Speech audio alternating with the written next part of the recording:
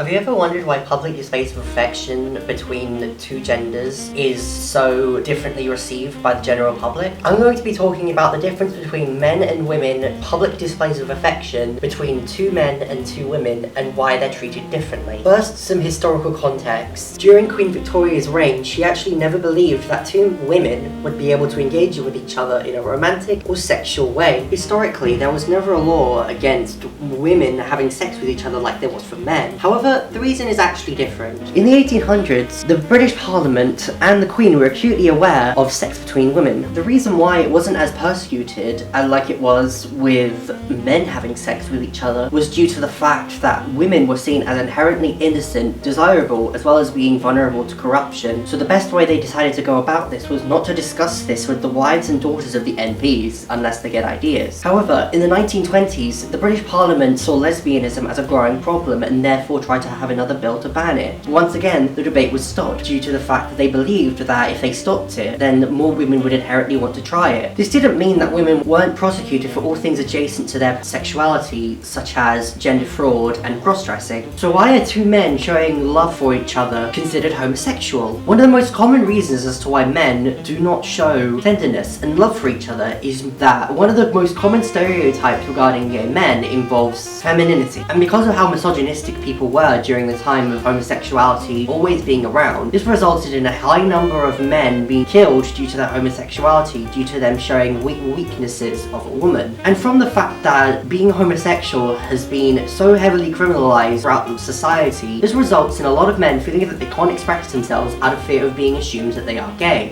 However, there are actually examples of men showing tenderness for one another in media. For example, in the film Luca, the two main male characters, Alberto and Luca, show a distinct care for one another that can be attributed to homosexuality without it being explicitly gay. Due to the fact that femininity was also often associated with gay people, a lot of people who were misogynistic often dislike men acting in an effeminate way due to the toxic standards of masculinity throughout history. Even though men could be openly queer in public before the dawn of Christianity, there was a lot of hatred for femininity due to how terribly women have been treated throughout history. Examples of this behaviour can often be found in places such as Norway with the Vikings. They also had a word for men who weren't as dominant in their sexual relationship, ergi. This was also the case in ancient Greece, where men were often associated with having to be masculine, and any kind of regards to them being feminine was immediately disliked due to misogyny. This is also the case from the fact that homophobia and misogyny also go hand in hand with each other.